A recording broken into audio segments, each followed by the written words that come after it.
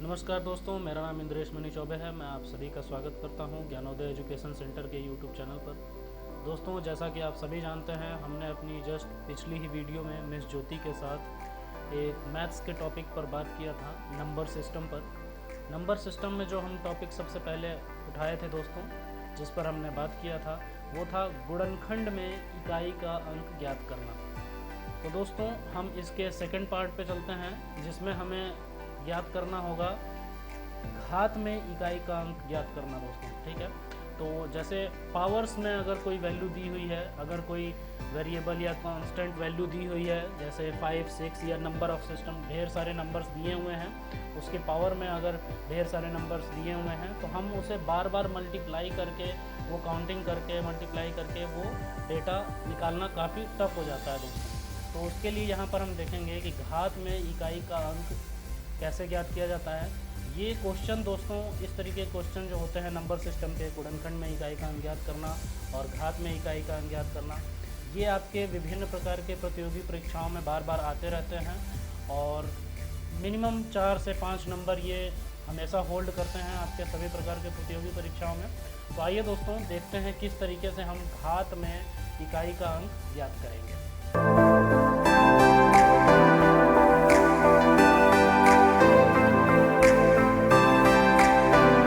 नमस्कार दोस्तों, मेरा नाम ज्योति है। मैं ज्ञानोदय एजुकेशन सेंटर के यूट्यूब चैनल पर आपका स्वागत करती हूँ। नंबर सिस्टम में इकाई का अंक ज्ञात करना पढ़ा था, जिसमें मैंने पहला पॉइंट आपको पढ़ाया था गुणनखंड में इकाई का अंक ज्ञात करना। दूसरा हमको पढ़ना है घात में इकाई का अंक ज्ञात करना। तो चलिए स्टार्ट करते हैं वीडियो। तो हमको पढ़ना है ये घात में इकाई का अंक ज्ञात करना।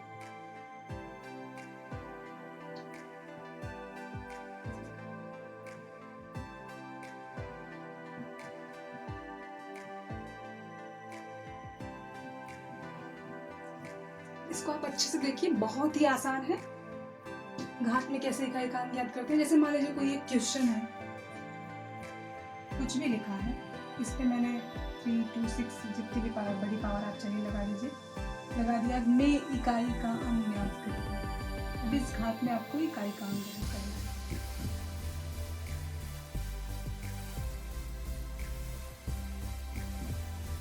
ठीक है, ऐसे कोई भी क्वेश्चन हो सकता है।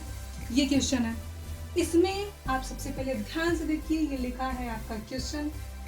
इस क्वेश्चन में हमें सबसे पहले ये जो आधार है, इस आधार को देखना है, इस आधार के इकाई को लिखना है। लिखा, इसके ऊपर जितनी पावर लगी हुई है, जितनी घात लगी हुई है, उतनी घात लगा देना है। लगा दिया।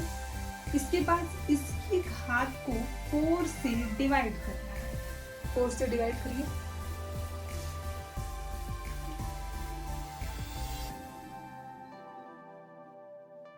4 8 जा 32, 6 लिखा, 4 1 जा 4, 12।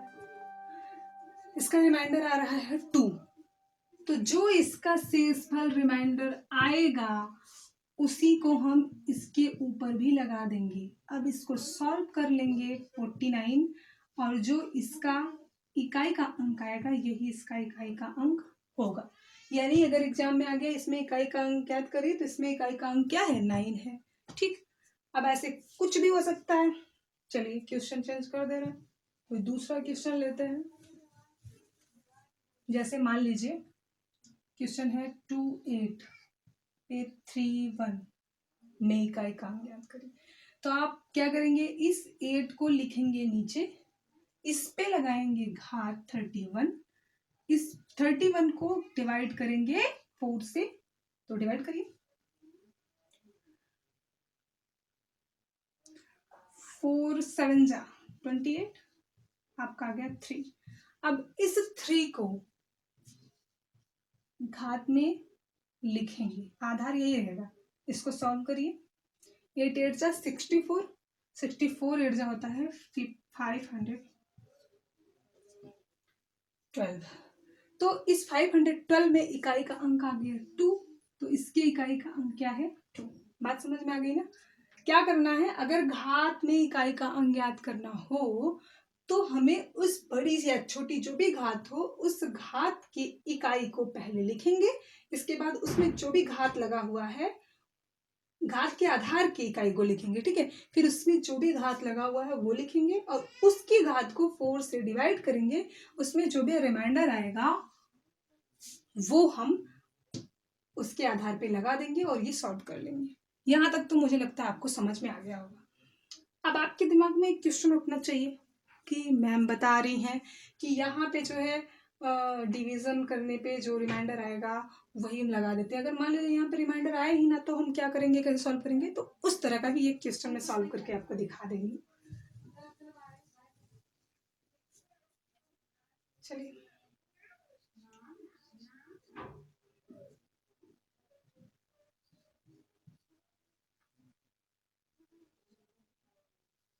ठीक है। अब हम ये हमारा क्वेश्चन है, अब इसका हम आधार का इकाई लिखेंगे। लिखा, इस पे हमने लगाया घात। अब इसकी घात को 4 से डिवाइड करेंगे। 4 से हमने किया डिवाइड, 4 वन जा 4, 4 टू जा 8, नहीं आया कोई भी घात, कोई भी शेषफल नहीं आया। अब क्या करें? तो जब किसी भी क्वेश्चन में 4 से डिवीजन करने पर उसके घात को रिमाइंडर नहीं आता है, शेषफल नहीं आता है, तो 4 ही उस पे पावर लगा देते हैं। तो 6 पे पावर लगा दिए 4, ठीक है। अब इसको अगर आप सॉल्व करेंगे तो इकाई का अंक आपका आएगा 6। कैसे? चलिए करके दिखा देते हैं। 6 इज 36, 36 में 6 का करेंगे तो कितना आएगा? 216। इसमें 6 का करेंगे तो कितना आएगा? 6 इज 36, फिर 6 1 6 और 3, ठीक है, आया ना 6। इकाई का अंक क्या आया? 6। एक चीज आपको बतानी थी, इसमें इकाई का अंक 6 आ गया। अब एक बात याद रखिएगा, इस टाइप के अगर कोई भी क्वेश्चन आपको दिखेंगे तो इस टाइप के क्वेश्चन में आपको क्या करना है, इस टाइप के क्वेश्चन में अगर यहाँ पे आधार में 0 दिख जाए, 1 दिख जाए, 5 दिख जाए, 6 दिख जाए, तो यहाँ पे चाहे जितनी बड़ी घात होगी ये सब सॉल्व करने की कोई जरूरत नहीं है। ये सब भी मत सॉल्व करिए, यहीं से अगर आपको दिखता है इकाई में 6 यहाँ पे, तो डायरेक्ट आप जान जाइए कि 6 ही आएगा, ठीक है। ऐसे क्वेश्चन आपको दिखे तो ये भी सॉल्व करने की कोई जरूरत नहीं है आपको। यहाँ पे आप 6 ने देखा 6 आ गया, लेकिन ये हर कंडीशन में मत लगा दीजिएगा। जिसमें 0 1 5 6 दिखेगा उसी में लगाइएगा कि हाँ 6 है तो 6, नहीं तो ये सोचो कि 2 है तो 2 भी लगा दें, ऐसा मत करिएगा, नहीं तो क्वेश्चन आपका गलत हो जाएगा। यहाँ पे अगर 0 दिखा तो 1 दिखा तो 5 दिखा तो 6 दिखा, तो बिना सॉल्व किए हम उसका आंसर, इकाई का अंक अगर पूछ रहा है तो क्या लगा देंगे? 6 है तो 6, 5 है तो 5, 0 है तो 0, 1 है तो 1, ठीक है। तो ये आपने सोच लिया, समझ लिया। तो अब अगर कितनी भी बड़ी या कितनी भी छोटी घात में इकाई का अंक ज्ञात करना हुआ तो मुझे लगता है आप लोग जरूर कर लेंगे, क्योंकि ये मैंने बहुत अच्छे से समझा दिया है। ध्यान से अगर आपको वीडियो नहीं समझ में आ रहा है एक बार में तो वीडियो 2 बार देख लीजिए, आपको जरूर समझ में आ जाएगा कैसे हम इकाई का अंक घात में ज्ञात करते हैं। अब हम आपको एक चीज और बता देते हैं।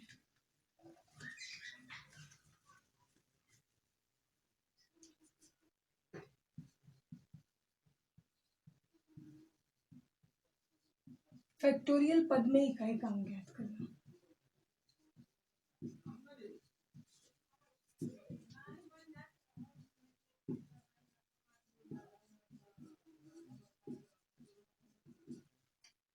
फैक्टोरियल पद में इकाई का अंक कैसे ज्ञात करेंगे, ठीक है। फैक्टोरियल को इस तरह से लिखा जाता है, फैक्टोरियल 1, फैक्टोरियल 1 कुछ भी लिखा जाए फैक्टोरियल है। तो चलिए, फैक्टोरियल 1 है, इसका गुणनखंड कैसे होगा, इसको उल्टा लिखते हैं, ये तो 1 ही होगा। फैक्टोरियल 2, उल्टा का मतलब 2 के बाद 1, क्या लिखेंगे? 2 इंटू 1। फैक्टोरियल 3 होगा तो क्या लिखेंगे? 3 इंटू 2 इंटू 1। फैक्टोरियल 4 हुआ तो क्या लिखेंगे? 4 इंटू 3 इंटू 2 इंटू 1। फैक्टोरियल 5 हुआ तो क्या लिखेंगे? 5 इंटू 4 इंटू 3 इंटू 2 इंटू 1।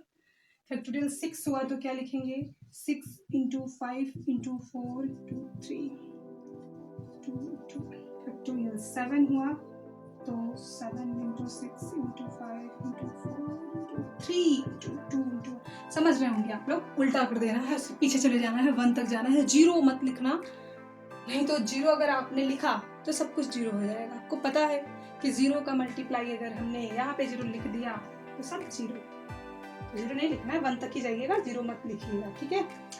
तो चलिए कैसे निकालेंगे, इसको सॉल्व करिए। इसका 1, इसका 2, इसका 2 जा 6, इसका 24, इसका 120 आएगा। कर लीजिए।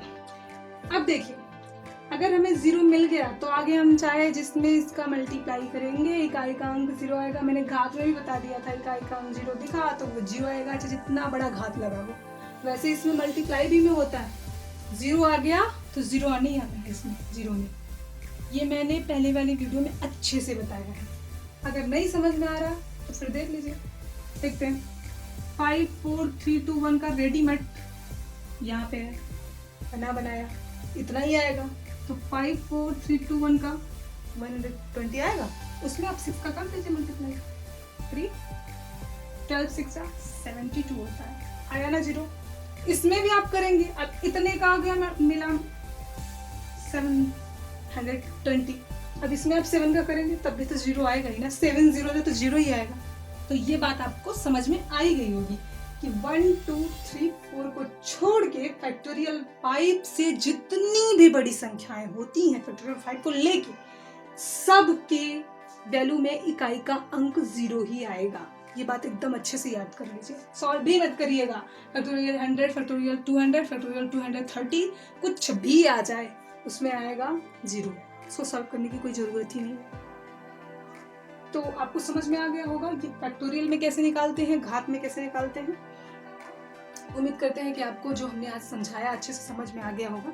आप इस वीडियो को 2 बार 3 बार देख लीजिएगा, आपको खूब अच्छे से समझ में आ जाएगा और आप कभी भी इस तरह के क्वेश्चन में तो एग्जाम में नहीं फंसेंगे और आपको सॉल्व भी नहीं करना पड़ेगा। आप 2 सेकंड में 3 सेकंड में देख कर भी जवाब दे सकते हैं फैक्टोरियल का है तो दोस्तों आप सभी को अच्छी तरीके से समझ में आ गया होगा कि किस तरीके से घात में इकाई का अंक ज्ञात करते हैं और फैक्टोरियल में इकाई का अंक ज्ञात करते हैं, ये भी आपको समझ में आ गया होगा। दोस्तों यदि किसी प्रकार की भी कोई भी आपको दिक्कत समझ में आती है या फिर कोई क्वेश्चन फंसता है आपका या फिर किसी भी प्रकार का कोई टॉपिक आपको जो नहीं समझ में आता है मैथ से रिलेटेड, तो आप कमेंट बॉक्स में हमें कमेंट कर सकते हैं दोस्तों। तो दोस्तों यदि आपने हमारी पुरानी वीडियो नहीं देखी हो जिसमें हमने आपको बताया है कि गुणनखंड में इकाई का अंक कैसे ज्ञात किया जाता है, तो आपको डिस्क्रिप्शन बॉक्स में उस वीडियो का लिंक मिल जाएगा, नहीं तो आपको ऊपर आई बटन दिखाई दे रहा होगा दोस्तों, वहाँ पर क्लिक करके आप उस वीडियो को देख सकते हैं दोस्तों। तो दोस्तों आपसे विनम्र अनुरोध है कि आप सभी हमारे साथ जुड़े रहिए, हमारी वीडियोस को शेयर करिए, लाइक करिए और जितने भी ज़रूरतमंद लोग हैं जिन्हें इन वीडियोस से कुछ समझ में आए, कुछ चीज़ें देखने में अच्छी लगें और उन्हें सीखने को मिले, तो आप ज़रूर हमारी वीडियोस को शेयर करिए। बहुत बहुत धन्यवाद दोस्तों आप सभी का हमारे साथ यहाँ तक जुड़े रहने के लिए। नमस्कार दोस्तों।